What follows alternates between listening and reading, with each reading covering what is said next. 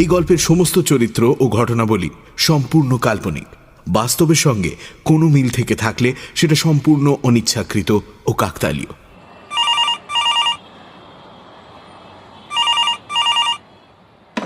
Hello. Hello, mister রুদ্র কথা বলছেন? এখানে দুজন মিস্টার রুদ্র। আপনি কোন রুদ্রকে চাইছেন? আগে প্রখর রুদ্র। ইয়েস, প্রখর রুদ্র স্পিকিং। আপনার সাথে কখন দেখা করা যাবে? কি ব্যাপারে? সেটা মনে হয় দেখা করে বলতে পারলেই বেশি সুবিধা হতো। দেখুন, কোনো সেলসম্যান, ক্রেডিট কার্ড বা জীবন বীমা এজেন্ট হলে অযথা এসে আমার এবং আপনার দুজনেরই সময় নষ্ট করবেন না। না না, সেসব নয়। আসলে দরকারটা একান্তই ব্যক্তিগত, একটু পরামর্শের প্রয়োজন। আমি আপনাকে ঠিক কিভাবে সাহায্য করতে পারবো জানি না, তাও আসুন কাল সন্ধেবেলা।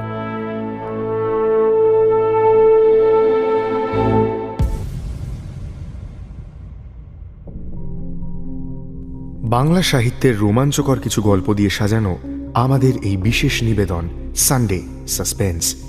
আজ আপনার জন্য সানডে সাসপেন্সে প্রখর রুদ্রর গল্প বৃন্দাবনে বিভীষণ। সত্যজিৎ রায়ের ফেলুদার গল্পে রহস্য রোমাঞ্চ উপন্যাসিক লালমোহন গাঙ্গুলির কাল্পনিক গোয়েন্দা চরিত্র প্রখর রুদ্রকে নিজের গল্পের নায়ক করেছেন লেখক কৌশিক রায়।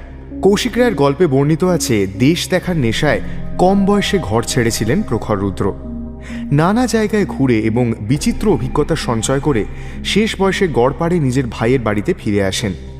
নিজের অভিজ্ঞতার কথা তিনি বলেন প্রতিবেশী লালমোহন গাঙ্গুলিকে, যিনি সেই গল্পের উপর ভিত্তি করেই লেখেন গোয়েন্দা প্রখর রুদ্রর গল্প। কৌশিক রায়ের জন্ম 1992 সালে কলকাতায়। লেখাপড়া করেন রামকৃষ্ণ মিশন নরেন্দ্রপুরে। এখন ব্যাঙ্গালোরের একটি বহুজাতিক সংস্থায় চাকুরিরত। আজকের গল্প বৃন্দাবনে বিভীষণ আমরা নিয়েছি তাঁর লেখা এবং বিভা প্রকাশনী থেকে প্রকাশিত বই চক্রবুহে প্রখর রুদ্র থেকে। গল্প পাঠে দীপ, প্রখর রুদ্রর ভূমিকায় মীর। গল্পের সূত্রধার আমি, অগ্নি। শুরু হচ্ছে বৃন্দাবনে বিভীষণ।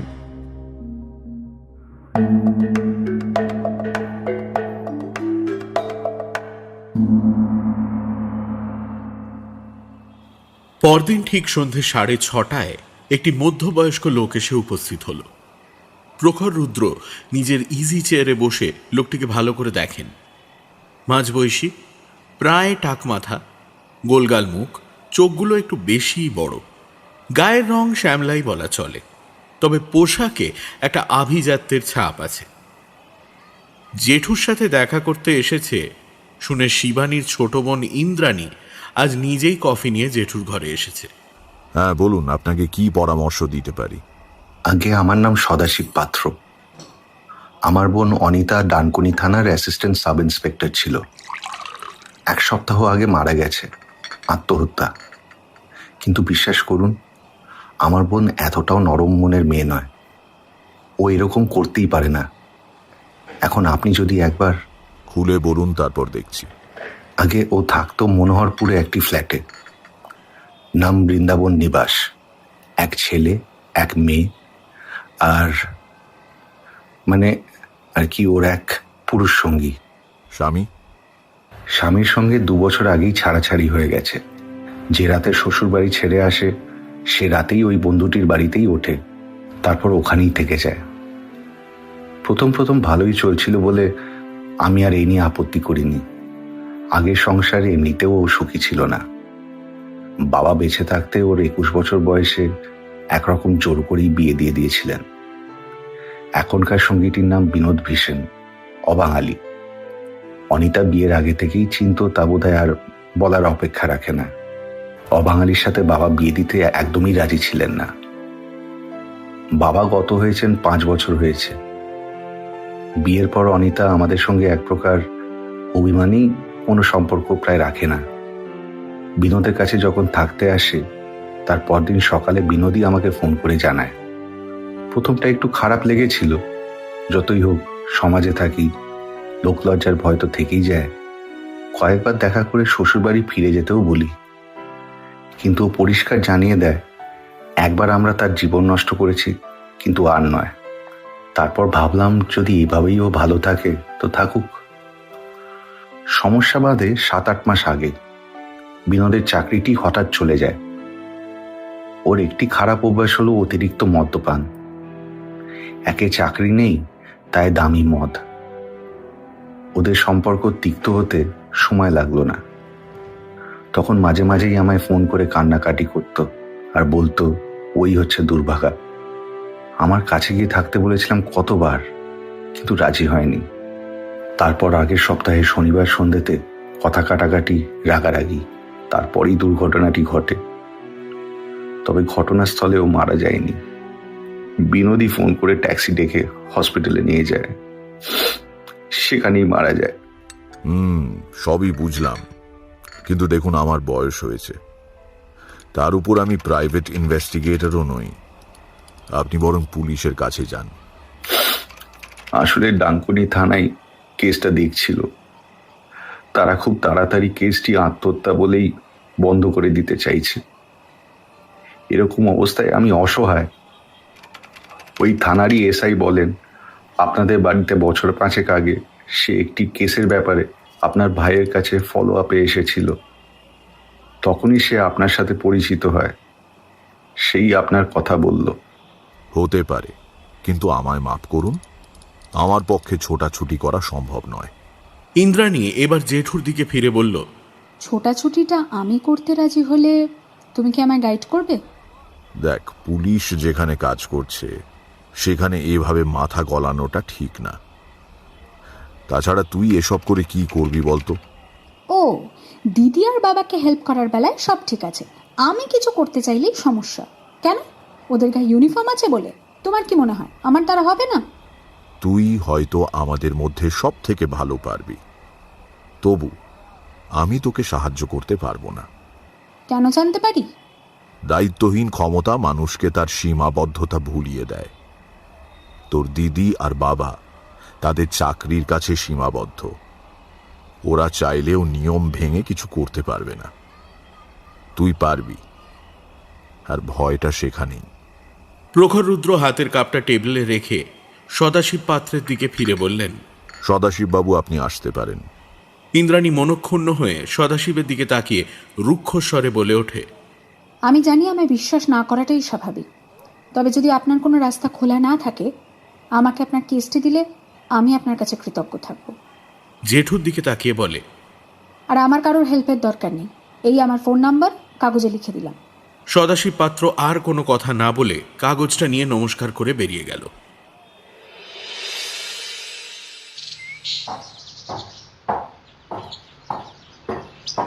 মা, ও মা, আরে আমার আইডেন্টিটি কার্ডটা কোথায়?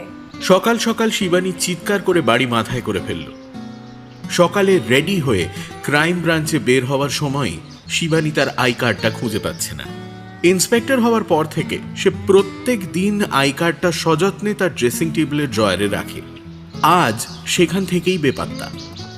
15-20 মিনিট ধরে মা, মালতী সবাই খুঁজেও বিফল। শেষমেশ রেগে শিবানী ক্রাইম ব্রাঞ্চে বেরিয়ে গেল।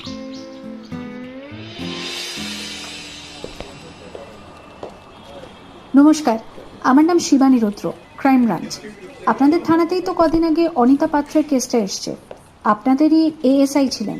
ডানকুনি থানার এসআই বিমল বাবু কিছুক্ষণ হাঁ করে তাকিয়ে থেকে বললেন, উনি অনিতা পাত্র নন, অনিতা দাস, বিবাহিত, এক ছেলেও এক মেয়ে আছে। কিন্তু ওর কেস ক্রাইম ব্রাঞ্চ তদন্ত করছে কেন? আগে আমি ইন্ডিপেন্ডেন্টলি ব্যাপারটা দেখছি আর কি। অনিতা আমার বিশেষ পরিচিতা ছিলেন, তাই আর কি। তা আপনার আই কার্ডটা, আপনি কি শেখর রুদ্রের মেয়ে? আগে এই যে কার্ডটা। সব ঠিক আছে, বলুন কি হেল্প করতে পারি? আপাতত ফাইলটা। বিমল বাবু একটা ফাইল তাক থেকে টেনে সামনের দিকে এগিয়ে দিলেন।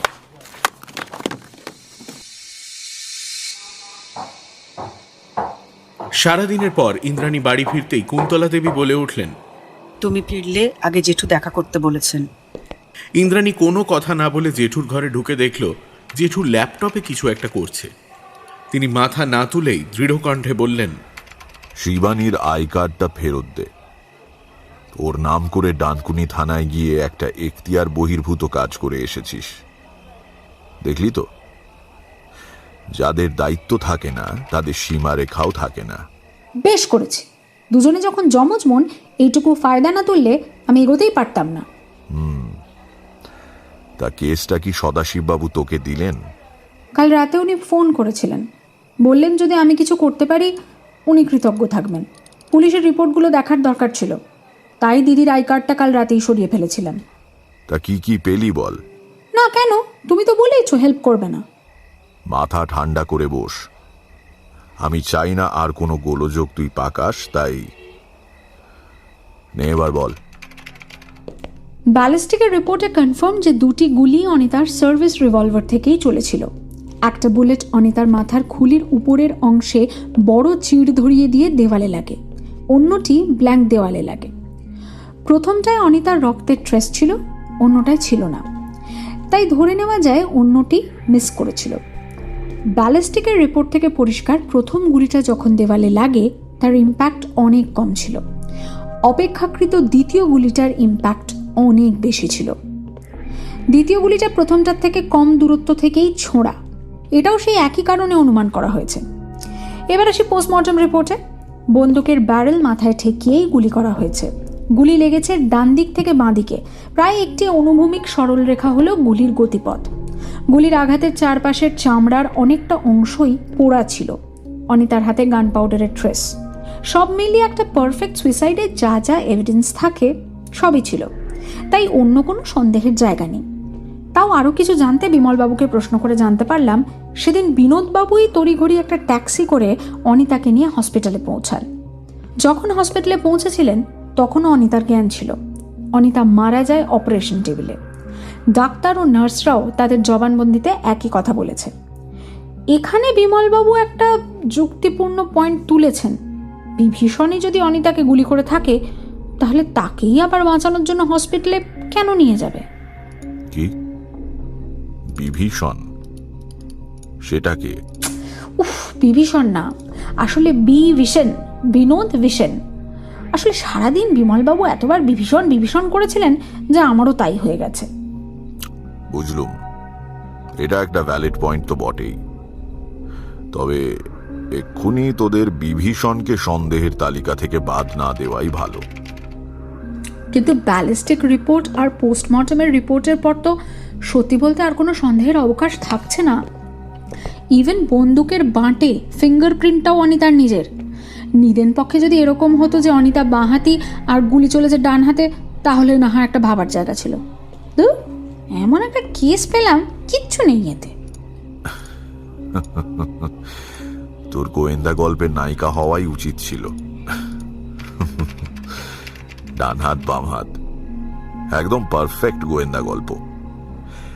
জেনারেলি সব গোয়েন্দা গল্পের সুইসাইডকে ওই একটিভাবেই খুনে পর্যবসিত করে তদন্ত শুরু করেন গোয়েন্দারা। কিন্তু সমস্যা হলো বাস্তবে আমরা প্রায় 80% মানুষই ডানহাতি। এই 20% মানুষের মধ্যে আবার বাঁ হাতটি তারা নিজেদের একটি বিশেষ কাজেই শুধুমাত্র ব্যবহার করেন, বাকি সব কাজই ডান হাতে তারা করে থাকেন। যেমন সৌরভ গাঙ্গুলি ব্যাট করেন বাম হাতে, বাকি সব কাজই করেন ডান হাতে। কলেজে আমার এক বন্ধু ছিল, সে শুধু লিখতো বাম হাতে, বাকি সব কাজ ডান হাতেই করত। বাস্তবে এরকম বাম হাতির সংখ্যাই বেশি। সত্যি বলতে যাদের বাম হাতটা ডমিনেটিং হ্যান্ড, অর্থাৎ সব কাজই প্রায় বাম হাতে করেন, এরকম মানুষের সংখ্যাটা বেশ কম, যেমন দেবশ্রী রায়। তাই যে খুন করেছে, বাঁ হাত যদি তার ডমিনেটিং হ্যান্ড না হয় তাহলে সে ডান হাতেই গুলি চালাবে। একই যুক্তি অনিতার জন্যও খাটে। তাই এসব কপি বুকমার্কা গোয়েন্দার গণ্ডি থেকে বেরিয়ে যা যা দেখছিস তার মধ্যে কিছু ইললজিক্যাল আছে কিনা ভাব। আজ আমি অনিতার আগের স্বামী পার্থর সাথে দেখা করতে গিয়েছিলাম। পার্থর সাথে কথা বলে বুঝলাম সে যথেষ্টই ফুঁসছে রাগে। গত 2 বছর অনিতার সাথে তার কোনো সম্পর্কও নেই। অনিতা মারা যাওয়াতে সে ভিতরে ভিতরে কোথাও যেন একটু হলেও খুশি। অনিতা চলে আসার পর থেকে সে পাড়া প্রতিবেশী আর বন্ধুদের তির্যক মন্তব্যে জেরবার। প্রথমে মুখের উপর তো দরজা বন্ধ করে দিচ্ছিল, দিদির ক্রাইম ব্রাঞ্চের আই কার্ডটা দেখে কথা বলতে রাজি হলো। তাও 5 মিনিট পরেই যখন জানতে পারলো আমি ব্যক্তিগত পর্যায়ে খোঁজ খবর করছি, তখন এক প্রকার বেইরি করে দিল। এটুকু ছাড়া তো আর কিছুই তেমন সন্দেহের পাচ্ছি না।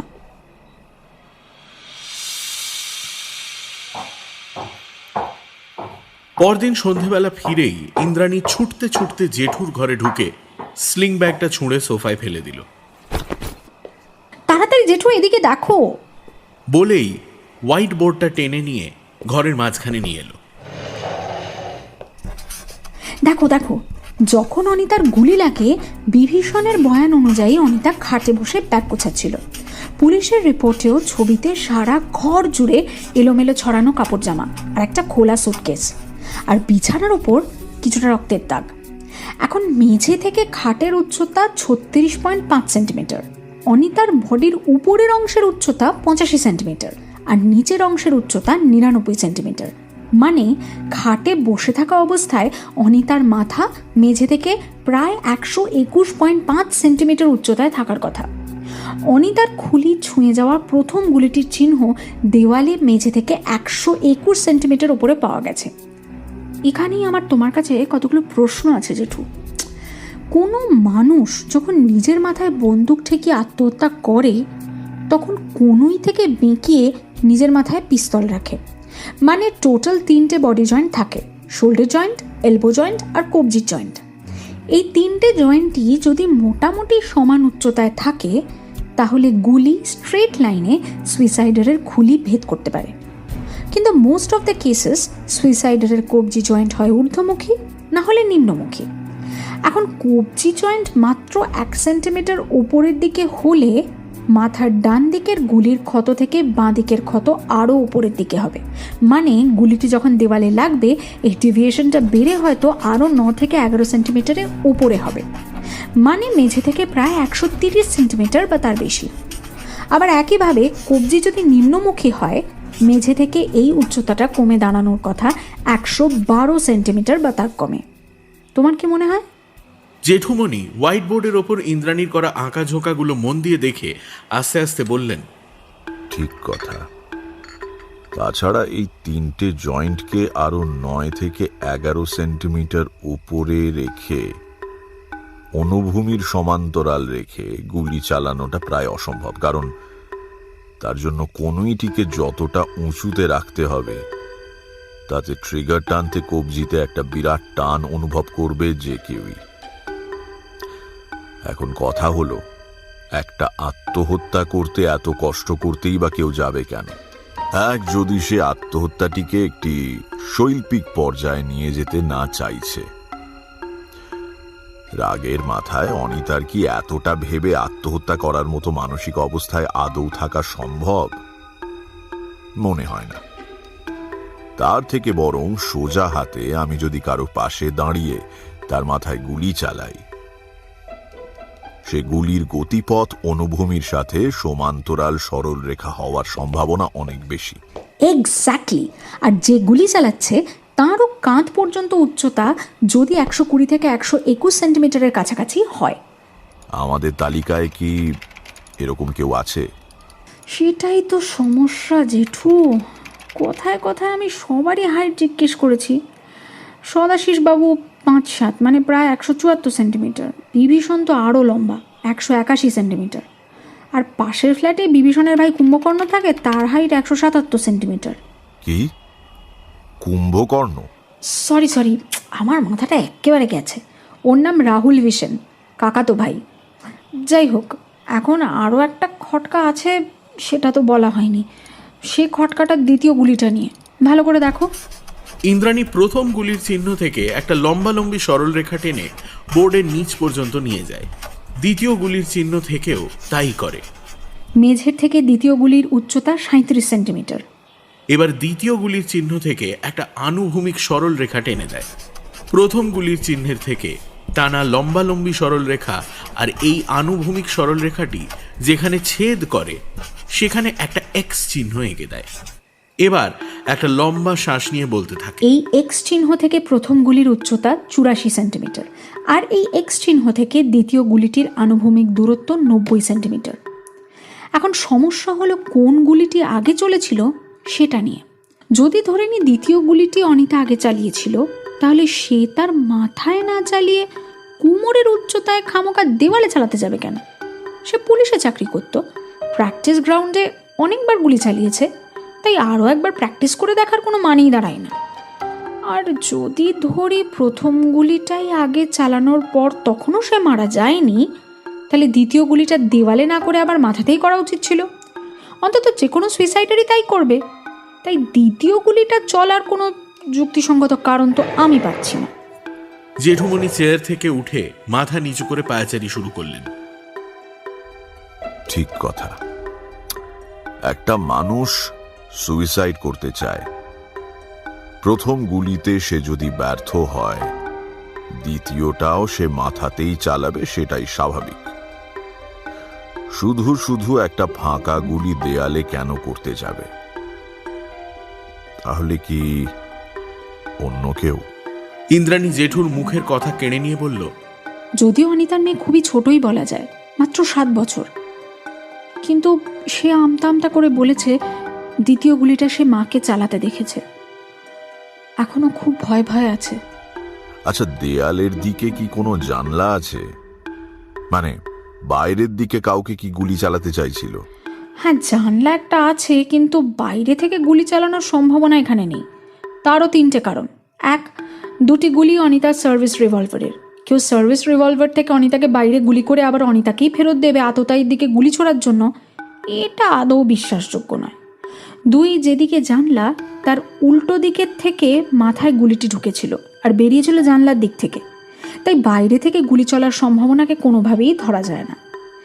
3, যে কারণে পোস্টমর্টম রিপোর্টে আত্মহত্যা বলা হয়েছে সেই কারণটি, গুলির ক্ষতের চারপাশে চামড়ার বেশ কিছুটা অংশ পোড়া ছিল, মানে বন্দুকের ব্যারেলটি মাথায় ঠেকিয়ে গুলি করা হয়েছে, তাই বাইরে থেকে গুলি সম্ভব নয় কোনোভাবেই। জেঠুমনি চেয়ারে বসে পড়লেন। বস। আর কে কি বললো একবার বলতো, সেটা আগে শুনি। প্রথমে বলি বিভীষণের কথা। খুবই আপসেট, বারবার বলছেন অনিতা তার ভুলের জন্যই চলে গেছেন। তিনি সেদিন রাগের মাথায় চেঁচামেচি না করলে বোধহয় এসব কিছুই হতো না। সেদিন বাড়ি ফিরে তিনি অনিতার কাছে টাকা চান, অনিতা তাকে টাকা দিতে রাজি হয়নি। কথা কাটাকাটির পর বিনোদবাবু ঘরের বাইরে গিয়ে সিগারেট খাচ্ছিলেন, এমন সময় গুলির শব্দ শোনেন। প্রথমটায় বুঝতে সময় নেন, দ্বিতীয় গুলির শব্দ হলে তিনি ছুটে ঘরে আসেন। যতক্ষণে শোয়ার ঘরে পৌঁছলেন ততক্ষণে অনিতা বেডের ওপর মুখ থুবড়ে পড়ে আছেন, হাতে বন্দুক ধরা। অনিতার ছেলেটিকে জড়িয়ে ধরে মেয়েটি দাঁড়িয়ে। এটা কি ভেরিফাই করলি? বিশেষ কিছু ভেরিফায়ার ছিল না, তাও রাহুলের সাথে কথা বলেছি, ওটা আমি রেকর্ডও করেছি। নাও শোনো। ইন্দ্রাণী তার ফোনটা টেবিলের ওপর রেখে প্লে করে দিল। ভাইয়া আর অনিতার সম্পর্ক ভালো ছিল না। ভাইয়ার চাকরি যাওয়ার পর মেজাজটা খিটখিটে হয়ে গেছিল। বউয়ের ইনকামে কোনো পুরুষ মানুষ শান্তিতে থাকতে পারে বলুন? তাও অনিতা ভাবি ভাইয়াকে খুব ভালোবাসতেন। ভাবির বাপের বাড়ির লোকজনের সঙ্গে বিশেষ কথা ছিল না, আর ভাইয়া মদ খেলে মাথা ঠিক রাখতে পারতো না। সেদিনও এসে ভাবিকে যাতা বলছিল, তুই কি আমার মাথা কিনে নিয়েছিস? আমি তোকে থাকতে না দিলে রাস্তায় থাকতে হতো তোকে। একটা ফালতু লোককে বিয়ে করে তার কাচ্চা বাচ্চা নিয়ে আমার অন্ন ধ্বংস করছিস, কিন্তু আমায় টাকা দিতে তোর সমস্যা, এইসব। আমি তখন জাস্ট বাড়ি ফিরছি, তো আমি শুনতে পেলাম অনিতা ভাবি বলছে, আমার এখানে আর ভালো লাগছে না, আমার ভুল হয়ে গেছে, আমি আজকেই সব ছেড়ে চলে যাব। তারপর দেখলাম ভাইয়া বাইরে এসে সিগারেট ধরালো, তো আমি আর কথা না বাড়িয়ে আমার ফ্ল্যাটে ঢুকে যাই। তারপর 2টো গুলির শব্দ শুনি। কি করব ভাবছি, এমন সময় ভাইয়ার চিৎকার শুনে বাইরে গিয়ে দেখি ভাইয়া ভাবিকে কোলে নিয়ে দাঁড়িয়ে পাগলের মতো চিৎকার করছে। আমি ট্যাক্সি ডেকে দিতেও ভাবিকে নিয়ে ছুটলো। বাচ্চা দুটোকে নিয়ে আমি বাড়িতে ছিলাম। 2 ঘন্টা পরে খবর পেলাম যে ভাবি হাসপাতালে মারা গেছে। আমার কি মনে হলো জানেন কি, ভাবি আত্মহত্যাই করেছে। ওই যে বলছিল সবাইকে ছেড়ে চলে যাব। ইন্দ্রাণী ফোনটা থেকে নেক্সট বাটনটা টিপতে টিপতে বলল, সদাশিববাবু খবর পেয়েছিলেন পরদিন সকালে। উনি থাকেন দার্জিলিং, অবিবাহিত, একটি ছোট চায়ের পেটি বানানোর ও কাঠচেরাই কারখানা। তবে অনিতার দেহ দাহ করার সময় তিনি ছিলেন। পার্থবাবু আসেননি, ছেলে মেয়ে দুটি আপাতত সদাশিববাবুর সাথে একটি রেস্ট হাউসে আছে। আমি কথা বলেছি ছেলে মেয়ে দুটির সাথে। ছেলেটি কোনো মুখ খুলতে রাজি হয়নি, কেমন যেন একটা রাগ, ভয় আর ক্ষোভে চুপচাপ। মেয়েটি এখনো যথেষ্ট ভীত, আমতা আমতা করে কিছু কথা বলছিল, সেটাও রেকর্ড করেছি, শোনো। ইন্দ্রাণী ফোনটা আবার প্লে করে। ইন্দ্রাণী আর বাচ্চা মেয়েটির কথোপকথন ভেসে ওঠে। তোমার নাম কি? দিশা। তুমি কাকে বেশি ভালোবাসো, মাকে নাকি বাবাকে? মাকে। আর বাবা? পুরনো বাবা? হ্যাঁ। ভালোবাসে তো আমাকে। আমাকে প্রত্যেক দিন একটা করে চকলেট কিনে দিত। আর নতুন বাবা? কি জানি, মা বলে নতুন বাবা নাকি আমাদের পুরনো বাবার থেকে বেশি ভালোবাসে, কিন্তু এত পচা যে যে আমার জন্য চকলেটই আনতো না। শুধু বলতো চকলেট খেলে নাকি দাঁতে পোকা হয়। আর আর রাতের বেলা মাকেও আমাদের পাশে শুতে দিত না। শুধু বলবে কি ওরা বড় হয়ে গেছে। ও তাই বুঝি? তা আমিও একটা চকলেট দেব। সেদিন কি হয়েছিল আমায় বলবে তাহলে? সত্যি সত্যি সত্যি সত্যি। ওই তো ওই দিন নতুন বাবা এসে টাকা চাইলো, কিন্তু মা দিল না।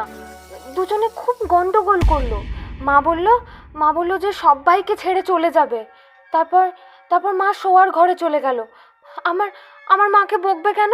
হ্যাঁ, তাই আমিও নতুন বাবাটাকে বকে দিয়ে গেলাম। কিন্তু আমাকে মারলো। আমি ছুটে মায়ের ঘরে চলে যাই। দেখি মা ব্যাগ গোছাচ্ছে। দাদাও ঘরে এসে বলল, নতুন বাবা আমার বোনকে মেরেছে, তুমি কিছু বলবে না?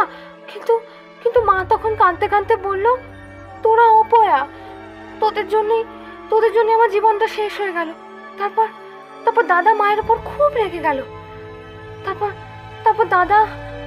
হঠাৎ করেই একটি ছেলের রাগী কণ্ঠ শোনা যায়। তোকে কতবার বলেছি না, আমাদের বাবা বলেছে অচেনা মানুষের সঙ্গে কথা না বলতে? যাকে তুই নতুন বাবা বলছিস সে আমাদের কেউ না। আমাদের মা ভালো না, স্কুলে সবাই বলে, সব বন্ধুরা বলে মা একটা খারাপ মেয়ে মানুষ। এখানে কেউ আমাদের ভালোবাসে না। ইন্দ্রাণী অসহায়ভাবে জেঠুমনির মুখের দিকে তাকিয়ে বলে। এরপর দিশার দাদা আর ওর সাথে কথা বলতেই দেয়নি। ওই নাকি এখন ওর বোনের অভিভাবক। ইন্দ্রাণী টেবিল থেকে ফোন নিয়ে উঠতে উঠতে বলল, জানো জেঠু, বাচ্চা ছেলে মেয়ে দুটোকে দেখে না বড় মায়া লাগছিল। এত ছোট বয়সে এরকম। মেয়েটা তো কথা বলতে বলতে আমায় জড়িয়েই ধরছিল। একরত্তি মেয়ে, আমার কোমর সমান। ছেলেটা যদিও আমার বিশেষ কাছে আসেনি, তাও মনে হয় আমার কাঁধের কাছাকাছি তো হবেই। ছেলেটির কবজিতে আবার খেলতে গিয়ে কিভাবে মচকা লেগেছে, ব্যান্ডেজ বাঁধা। আমার মন বলছে এটা হয় ওই পার্থ, না হয় বিনোদ কোনোভাবে একটা কিছু করেছে। শুধু কিভাবে করেছে সেটাই আমি বুঝতে পারছি না। জেঠু ইন্দ্রাণীর দিকে ফিরে দৃঢ় কণ্ঠে বললেন, তোকে আগের দিনই বলেছি, নিজের পার্সোনাল ইমোশনকে কেস থেকে দূরে রাখ। চোখ ঝাপসা হয়ে গেলে সত্যিটা আর খুঁজে পাবি না। সত্যিটা সামনে এসে দাঁড়ালেও দেখবি মেনে নিতে মন চাইছে না। তাই মনটাকে এসবের মধ্যে রাখিস না। তা না হলে আমার মতো মেয়েটার স্কুলটা চিনিস? কাল গিয়ে আলাদা করে কথা বলিস। আর হ্যাঁ, এই সঙ্গে দুটো চকলেট নিয়ে যাস। দেখ আর কি জানতে পারিস। মনে হচ্ছে কালই ব্যাপারটা সমাধান হয়ে যাবে। ইন্দ্রাণী চুপচাপ বেরিয়ে যেতেই প্রখর রুদ্র ফোনটা তুলে নিলেন। সদাশিব বাবু বলছি, কাল সন্ধেবেলা একবার বিনোদ বাবুকে নিয়ে আমার এখানে আসবেন। আর আপনার ভাগনা ভাগ্নিদের দয়া করে আনবেন না।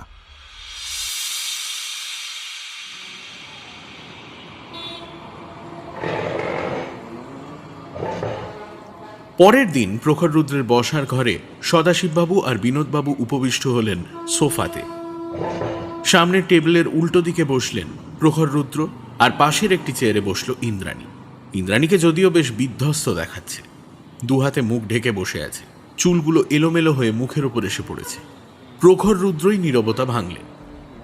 আমাদের জীবন আর সম্পর্কগুলো এত জটিল হয়ে যাচ্ছে যে বাচ্চাগুলোকে বোঝার সময় আর ইচ্ছে আমাদের দুটোই চলে যাচ্ছে।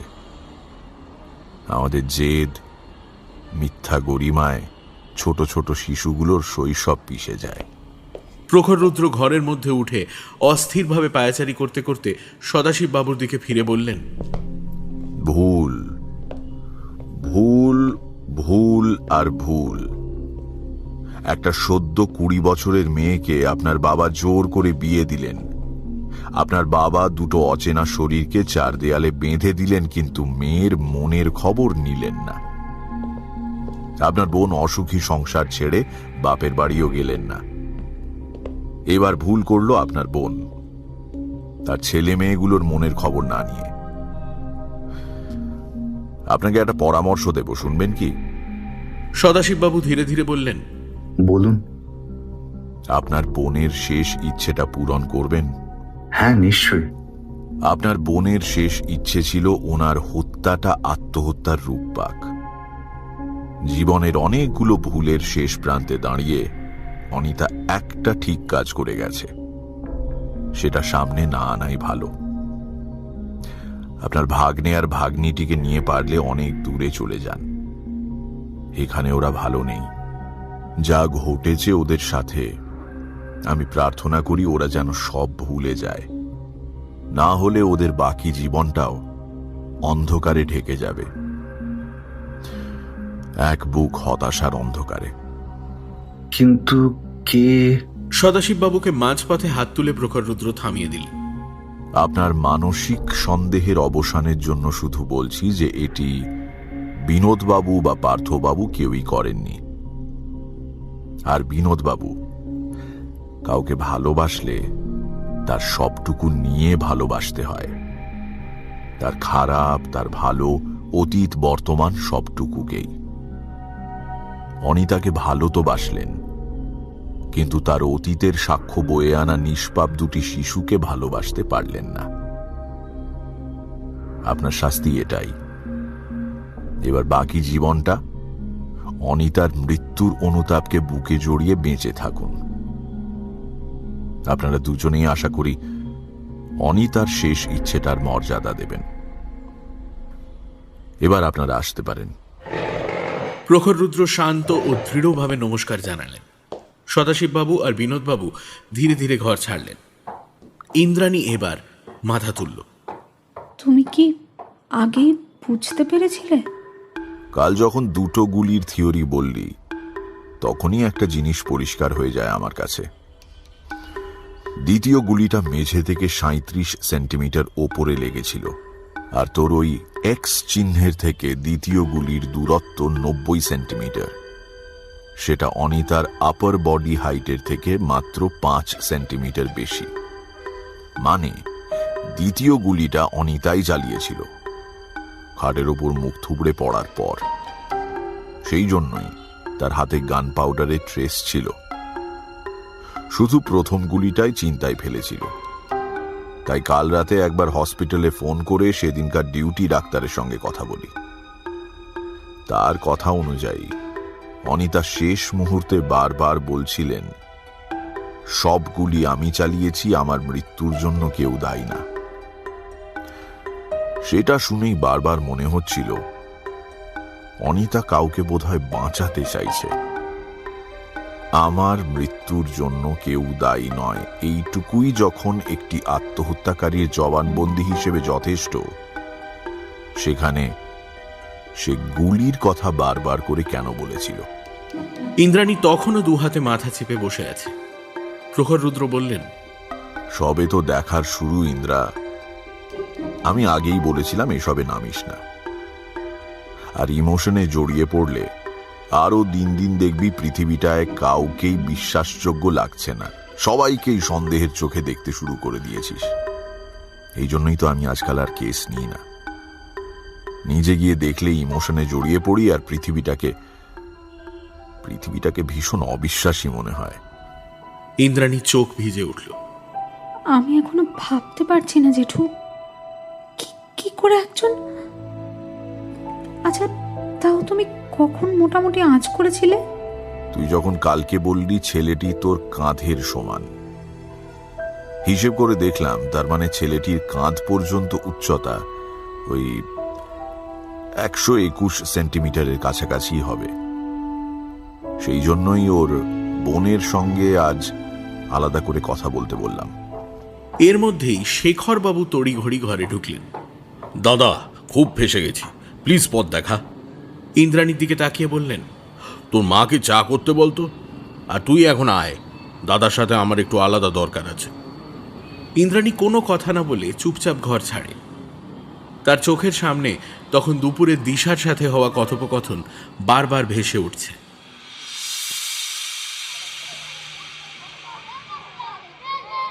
এই দেখো দিশা, তোমার জন্য কতগুলো চকলেট এনেছি। Thank you aunty. এবার আমায় বলো তো, তারপর সেদিন কি হলো? মা আর দাদার ঝগড়ার সময়? দিশা কিছুক্ষণ ভ্যাল ভ্যাল করে ইন্দ্রাণীর মুখের দিকে তাকিয়ে থাকে। মা যখন পড়েছিল বেডে, মা বলেছে আমাদের কাউকে কিচ্ছু বলতে না। পুলিশ কাকুদেরও আমরা তাই কিচ্ছু বলিনি। কাল তোমায় বলেছি বলে দাদা বকেছে, আর বলেছে আমি নাকি মাকে ভালোবাসি না, তাই আমি মায়ের কথা শুনছি না। কিন্তু আমি তো মাকে খুব ভালোবাসি, তাই বলবো না, আমি কিচ্ছু বলবো না। হে বাবা, তুমি তো কিছুই জানো না, সেই জন্যই তো বলতে পারছো না। জানলে তো তুমি বলবে। দোষ, তুমি কিচ্ছু জানো না। দিশা মাথা ঝাঁকিয়ে ওঠে। না, আমি জানি তুমি কিছু জানো না। জানলে তো তুমি বলতে। তুমি কাউকে বলবে না তো? তাহলে বলবো। প্রমিস, কাউকে বলবো না। মাও কিন্তু বারণ করেছে, কাউকে বলবে না কিন্তু। দাদার সাথে ঝগড়া করতে করতে দাদা রেগে গিয়ে মাকে বলল, বাবাকে ছেড়ে ওই বাজে লোকটার সাথে থাকো, বোনকে মারে আর করো না, তুমি নোংরা। কিন্তু তখন মা রেগে গিয়ে দাদাকে ঠাস করে একটা চড় মারলো, আর দাদা মায়ের বন্দুকটা মায়ের মাথায় ঠেকিয়ে বলল, আগে যাও, লোকটাকে গিয়ে বোনের পায়ে ধরে ক্ষমা চাইতে বলো, নাহলে আমি গুলি চালিয়ে দেব, তোমার জন্যে এসব হচ্ছে।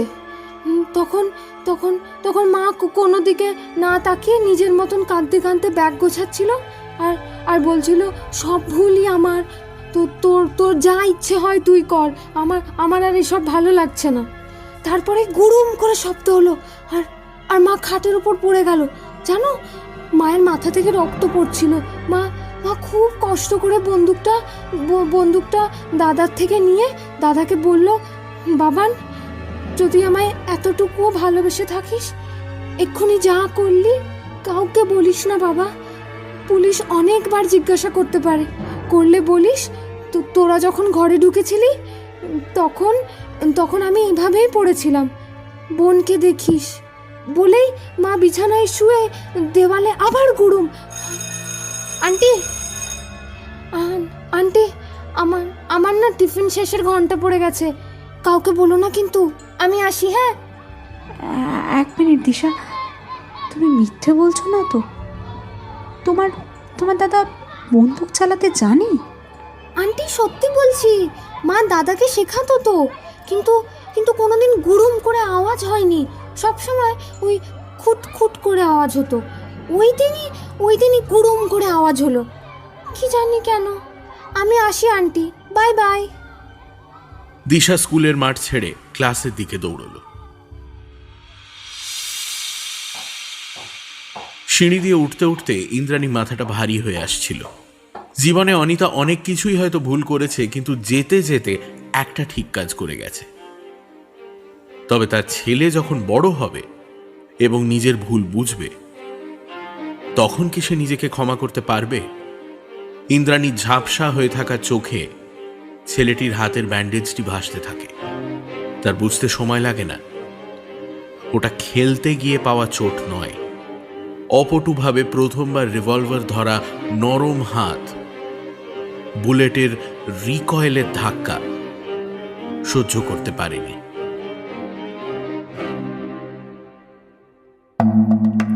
সানডে সাসপেন্সে শুনলেন প্রখর রুদ্রর গল্প বৃন্দাবনে বিভীষণ।